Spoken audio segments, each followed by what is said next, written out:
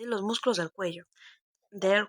Primero, hablemos de la región anterior respecto al hueso hioides, supra e infrahioideas. La función es la elevación y descenso del hueso sí, del hueso hioideo, ¿no? Para, digamos, la deglución. La memotecnia para, digamos, los suprahioideos es digestilo mi general, digástrico, estiloideo, miloideo, general genioideo. El estilo, ¿qué es? Pues el estilo hioideo, su función es elevar el hueso hioides, se origina en la apófisis estiloides, su inserción en el cuerpo del hueso hioides y inervado por el nervio facial. El digástrico tiene dos vientres, posterior y anterior. Su función depende del hueso al que esté fijo. Si es el hioides, desciende a la mandíbula, y si está fijo en la mandíbula, eleva el hueso hioides.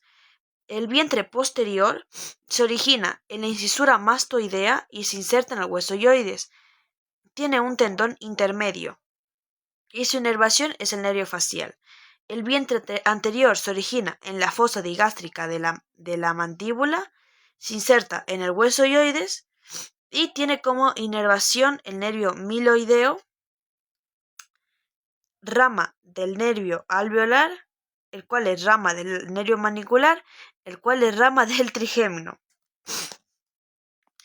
Hablemos del miloioideo. El miloioideo tiene su origen en la línea miloidea de la mandíbula, inserción, el hueso hioides, inervación, el nervio miloideo y función forma el piso de la boca. Tiene fibras oblicuas. El genioideo tiene origen en la espina mentoniana de la mandíbula, inserción en el hueso hioides, inervación, rama anterior del primer nervio cervical que discurre del nervio hipogloso. La función es, si tiene el hioides fijo, desciende la mandíbula, y si tiene la mandíbula fija, eleva el hioides. La ubicación es superior al milohioideo. Ahí se puede ver una imagen, ¿no? De cómo está más o menos. Si vamos de profundo a superficial, el más profundo es el geni, mitad estaba el milo y más superficial está el digástrico. Ahora vamos con los infrahioideos. Su función es descender el hioides. La memotecnia es este hilo o esta tira. Esternohioideo o homoioideo. Esta esternotiroideo, tiroideo. Los dos primeros son del plano superficial y los dos últimos del plano profundo. O otro tipo es que todo lo que tenga que ver con tiroides está en el plano profundo. Esternoioideo. Digamos, el esternoioideo tiene como origen el manubrio esternal y parte esternal de la clavícula, se inserta en el hueso hioides, inervación de la raíz superior de la asa vertical. Su función desciende el hueso hioides y cubre a los músculos profundos, tiroides, laringe y tráquea.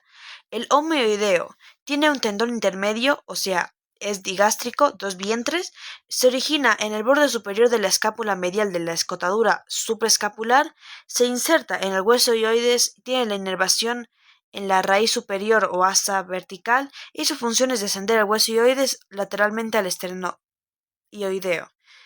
El esternotiroideo se origina en la cara posterior del manubrio del esternón, se inserta en la línea oblicua del cartílago del tiroides, se inerva en la raíz superior del asa vertical y su función es descender a la laringe.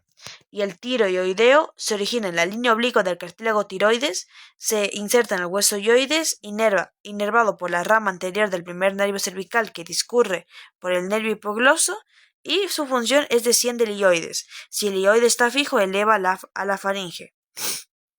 Aquí se puede ver una imagen más o menos de su posición.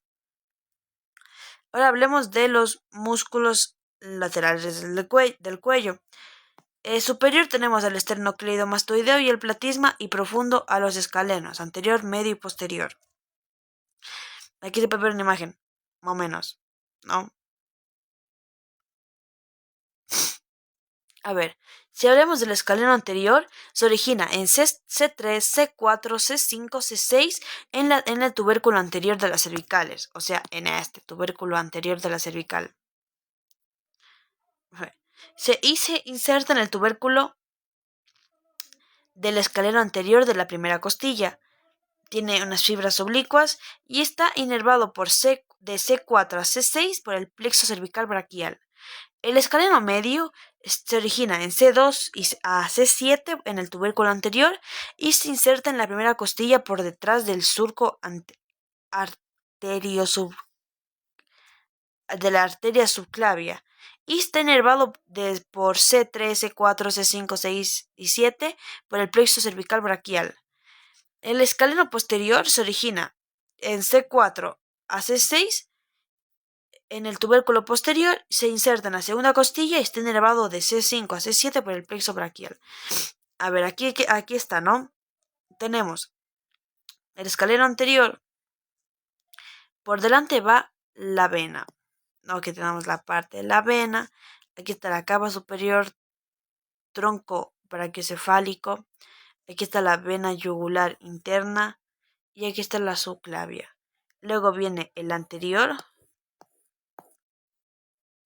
Está la aorta, el tronco brachiocefálico, la arteria carótida común, la arteria subclavia y la axilar. Y está el plexo también, luego va el mediano y el posterior atrás. Aquí forman el hiato o desfiladero de los escalenos, que está entre el anterior y el medio y está para el plexo braquial y la arteria subclavia. La función de estos son flexión del lado correspondiente, rotación contralateral, contribuye a la respiración y levanta la primera y segunda costilla. El esternocleidomastoideo o ECOM tiene como origen la cara esternal, o sea, cara anterior del manubrio del esternón, y tiene una cara clavicular. Es el tercio medial o cara superior de la clavícula. Se inserta en la cara lateral o apófisis mastoides del temporal y en la mitad lateral o línea nucal superior del hueso occipital. Su función es la contracción o rotación contralateral. Flexión anterior e extensión. Inspiración forzada eleva el esternón y la clavícula, y su inervación es por el nervio accesorio 11, nervio accesorio 11 craneal. Hablando de la miología del cuello, primero tenemos los límite superior, que lo forman el borde inferior de la mandíbula, el apófisis mastoides, la línea nucal superior y la protuberancia occipital externa. Y el borde inferior lo forma el manubrio esternal, las clavículas, el acromion y la apófisis espinosa de la C7. Tenemos dos triángulos, triángulo cervical anterior, donde tiene los límites. Este triángulo tiene límites del borde inferior de la mandíbula, la línea media y el borde anterior del músculo esternocleidomastoideo. Tiene como contenido el triángulo carotidio, triángulo muscular, triángulo submandibular y el triángulo submentoniano. Y su piso está formado por músculos supraioideos y músculos infraioideos. Y el triángulo cervical posterior, que tiene como los límites, tiene límites por el borde posterior del esternocleidomastoideo, la clavícula y el borde anterior del músculo trapecio. Su piso lo forman el músculo esplenio, el músculo elevador de la escápula y los músculos escalenos. Contiene a los ramos cutáneos del plexo cervical y el nervio espinal 11. Su contenido es el triángulo occipital y el triángulo supraclavicular. Los triángulos del cuello. Primero, justo debajo de la mandíbula tenemos el submentoniano y de manera un poco más lateral el submandibular. En el cuello, de manera lateral tenemos el carotidio y de manera más medial el muscular, que ocupa casi toda la longitud del cuello. Y atrás tenemos el occipital y el supraclavicular. Vamos con el triángulo anterior. Triángulo anterior, hablando del triángulo carotidio, El triángulo carotidio tiene como límites el borde inferior de la mandíbula, el músculo omoideo y el borde anterior del esternocleidomastoideo, y su contenido tiene la bifurcación carotidia, la vena yugular interna, el nervio neumogástrico y el nervio hipogloso. El triángulo muscular tiene como límites el músculo omoideo, el borde anterior del músculo esternocleidomastoideo y la línea media, y tiene como contenido las glándulas tiroides, las glándulas parotidias, el esternoioideo, el tiroideo y la tráquea. Hablando del triángulo posterior, tiene como límites el borde posterior del esternocleidomastoideo, la clavícula y el borde anterior del músculo trapecio. Su piso forma el músculo esplenio, músculo elevador de la escápula y los músculos escalenos, y contienen los ramos cutáneos del plexo cervical y el nervio espinal onceavo. O sea, el espinal, ¿no? Entonces, hablemos a más detalle del triángulo posterior. Tiene el triángulo occipital y el triángulo supraclavicular. El triángulo occipital está como límites el esternocleidomastoideo, el trapecio y el vientre posterior del homoioideo. Su contenido tiene el onceavo par craneal, o sea, el espinal, la arteria occipital, el nervio mastoideo y el grupo ganglionar. Y el triángulo supraclavicular tiene como límites el esternocleidomastoideo, la clavícula y el vientre posterior del homoideo. Su contenido está el escaleno anterior, el plexo braquial, la arteria subclavia y la vena subclavia. Hablemos de la fascia cervical. Al igual que en otras regiones del cuerpo, las estructuras del cuerpo están revestidas de láminas de tejido conectivo que aíslan cada estructura de sus vecinas y que generan espacios topográficos que condicionan la difusión de infecciones y de hemorragias. Tienen una lámina superficial, lámina pretraquial y lámina prevertebral. La vaina carotidia es una condensación de tejido conectivo que rodea el paquete básculo nervioso formado por la arteria carótida común, la vena yugular interna y el nervio vago. En esta imagen se nota, aquí está la vaina carotidia, nervio vago, yugular y carótida, aquí está. Lámina, lámina, lámina.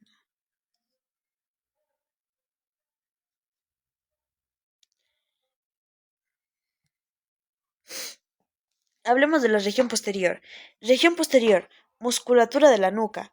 Desde el punto de vista funcional se puede distinguir músculos que corresponden al sector cervical del músculo vertebrales, dorsales, que correspondiente a la musculatura posterior del tronco, músculos que unen el atlas y el axis con el hueso occipital, que en el conjunto reciben el nombre de músculos suboccipitales, y músculos de la motilidad de las extremidades superiores y músculos del hombro. Los planos de organización son los siguientes: plano profundo, plano semi-espinoso o longísimo, plano de esplenios y plano del trapecio. 1. Entre los músculos recto posterior mayor y oblicuos se delimita el triángulo suboccipital o triángulo nucal. Por esta región se desliza la arteria vertebral. 2. Función es el mantenimiento de posición de la cabeza, a modo de ligamentos activos. Además, los músculos rectos y oblicuos superior son extensores de la cabeza y pueden intervenir en las rotaciones.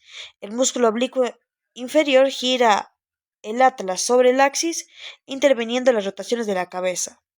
Y la inervación de los músculos del plano profundo del dorso del cuello procede de las ramas dorsales de los nervios cervicales. Hablemos de los músculos de la región anterior del cuello. Por su disposición topográfica se distingue en un grupo profundo prevertebral, en un grupo lateral, un grupo hioideo asociado a las vísceras del cuello y un grupo superficial. El grupo superficial solamente consta de un músculo, el platisma o cutáneo del cuello, que pertenece funcionalmente a la musculatura de la mímica. Músculos hioideos. El hueso hioide situado entre la laringe y la base de la lengua está sujeto por una serie de músculos. Los suprahioideos, que unen a la mandíbula, miloideo, genioideo, estiloideo y digástrico, que hacen suelo bucal, y los infrahioideos, cartílago, tiroides, esternón y escápula. En el plano superficial se encuentra el esterno hioideo y homoideo, y en el plano profundo el esternotiroideo y tiroioideo.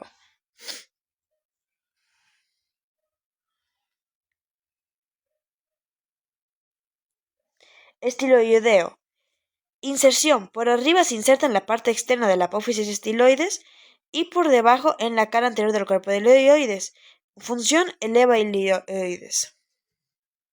Genioideo. Inserción. Situado por encima del músculo miloideo por una parte en el maxilar inferior y otra en la cara anterior del ilioides. Su función es depresor del maxilar inferior con el punto fijo en el ilioides y elevador del ilioides si se fija en el maxilar inferior.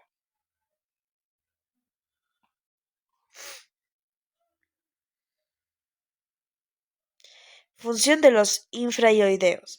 Al contraerse, descienden el ilioides arrastrando consigo la laringe y la mandíbula. El esternotiroideo y el tiroideo, actuando de forma individual, pueden mover el cartílago tiroides con respecto al ilioides. Durante la deglución, el tiroideo tira de la laringe hacia arriba, lo que facilita el cierre del orificio laringio por la epiglotis. La contracción individual del esternotiroideo desciende y abre la laringe e interviene durante las inspiraciones profundas. Esternotiroideo. Se inserta situado debajo del esternoioideo, abajo, cara posterior del esternón y primer cartílago costal, y arriba del tubérculo de la cara externa del cartílago tiroides. Función: baja la laringe y el ilioides. Músculos esternoioideos. ¿Verdad? Bueno, otra vez, se origina en el manubrio esternal y en la cara posterior de la extremidad external de la clavícula, asciende para insertarse en el borde inferior del hueso hioides y tapiza superficialmente el esternotiroideo y el tiroioideo. Tiroioideo. Función: baja el hioides. Se origina de las láminas del cartílago tiroides en la línea obliqua donde termina el esternotiroideo y asciende para insertarse en el borde inferior del hioides. Homoioideo. Inserción: músculo digástrico que va desde el hueso hioides al borde superior de la escápula. Función: baja el hueso hioides inclinándolo hacia atrás. Músculo homoioideo. Es un músculo digástrico que consta de un vientre superior, un vientre inferior y un tendón intermedio. Cruza el cuello oblicuamente desde el ilioides por arriba hasta la escotadura escapular por abajo, en un plano profundo del músculo esternocleidomastoideo. El tendón intermedio por fuerza del paquete vasculonervioso. El vientre inferior divide el triángulo posterior del cuello en una porción superior, que se le llama triángulo occipital, y otra inferior, llamado triángulo homoclavicular. Región prevertebral. Se sitúan en un plano profundo, inmediatamente por delante de la columna vertebral, y son los siguientes: músculo largo del cuello, músculo largo de la cabeza y músculo recto anterior de la cabeza. Este es el músculo largo del cuello.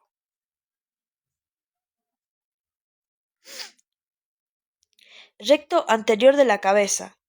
Inserción: es un pequeño músculo que se encuentra por delante del agujero magno del occipital, se origina desde la apófisis transversa del atlas y se inserta en la porción basilar del hueso occipital.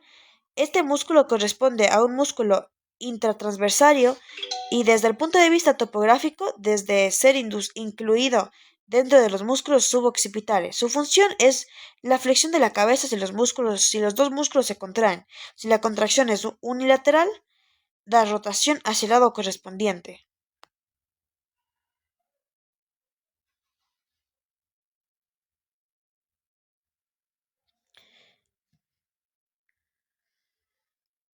O en pocas palabras, origen: cara inferior de la apófisis basilar del occipital, inserción: masas laterales del atlas, inervación: rama anterior del primer nervio cervical y acción: flexión a la cabeza. Músculo largo de la cabeza. Se sitúa lateralmente al largo del cuello. Se origina en el tubérculo anterior de las apófisis transversas de las vértebras C3 a C6 para luego insertarse en la porción basilar del hueso occipital.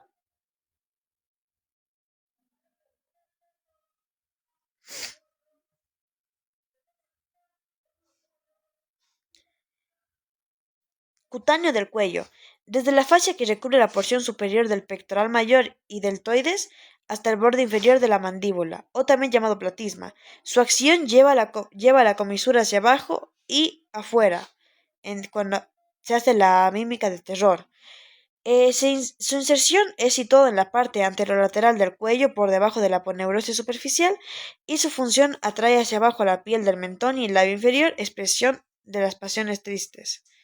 Región lateral. Comprende dos planos diferentes, uno más profundo formando por los músculos escalenos y una más superficial formado por el músculo esternocleidomastoideo.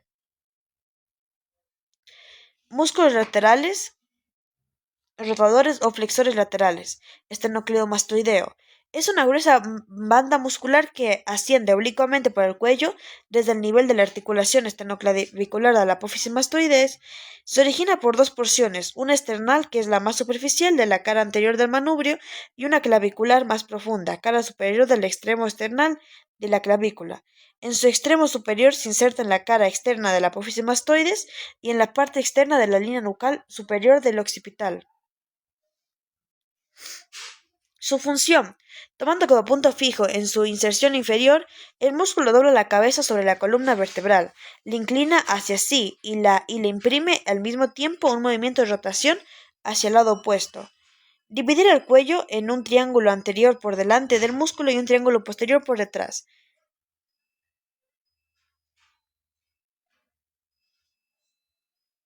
Inervación. Nervio espina, segunda rama cervical y una pequeña rama del hipogloso mayor.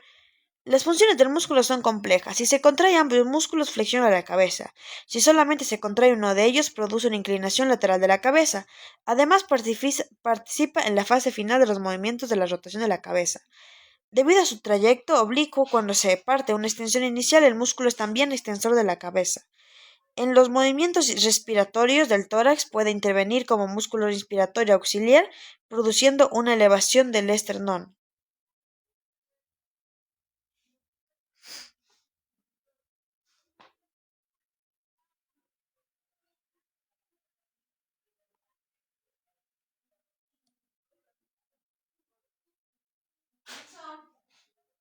Los músculos profundos están el escaleno anterior, escaleno medio, escaleno posterior y recto lateral de la cabeza. Escalenos. De forma triangular se extienden a los lados del cuello entre las apófisis transversas de las vértebras cervicales y las primeras costillas. Escaleno anterior. Inserción. Se origina en la apófisis transversa de las vértebras C3 a C6 y se inserta en el tubérculo del músculo escaleno anterior de la costilla. A lo largo de su cara anterior desciende el nervio frénico a nivel de su inserción costal y a nivel de su impresión costal. El músculo es cruzado por delante por la vena subclavia y por detrás por la arteria subclavia y plexo braquial. La función: eleva las costillas desde la región cervical, inclina o mantiene fija la columna cervical.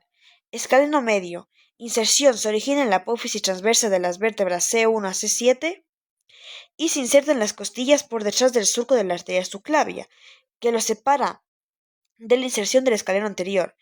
Por delante de este músculo, a nivel de su inserción costal, se encuentra el plexo braquial y la arteria subclavia. Función: eleva las costillas desde la región cervical. Inspiradores: inclina o mantiene fija la columna cervical. Escaleno posterior. Inserción: se origina en el tubérculo posterior de las apófisis transversas de las vértebras C5 a C7 y se inserta en la cara externa de la segunda costilla. Función: eleva las costillas desde la región cervical, inclina o mantiene fija la columna cervical. Por detrás del músculo escaleno anterior y delante del medio y el posterior se delimita una hendidura cuyo límite inferior es la primera costilla, que recibe el nombre como desfiladero de los escalenos. Por este desfiladero discurren la arteria subclavia y las raíces del plexo braquial, formaciones que pueden ser comprimidas por la existencia de una costilla cervical o una hipertrofia del escaleno anterior, síndrome de los escalenos. Función: los tres músculos escalenos intervienen en la respiración elevando y sosteniendo las primeras costillas durante la inspiración. Cuando toman como punto fijo la inserción costal, intervienen en la flexión del cuello al contraerse en ambos lados o en las inclinaciones laterales cuando se contraen de un solo lado. Inervación: la inervación de los escalenos se realiza por las ramas del plexo cervical. Recto lateral de la cabeza. Profundamente los músculos escalenos se encuentran los músculos intratransversarios del cuello que se disponen entre las apófisis transversas. Al primero de estos músculos, situado entre el atras y la apófisis yugular del occipital, se le denomina músculo recto lateral de la cabeza. Inserción: apófisis transversa del atras y apófisis yugular del occipital. Primer intratransversario. Y función: inclina a la columna cervical o la fija firmemente tomando como punto la región cervical. O, en otras palabras, origen: apófisis transversa del atlas, inserción: apófisis yugular del occipital, inervación: rama cervical del primer nervio cervical y acción: inclinación lateral de la cabeza.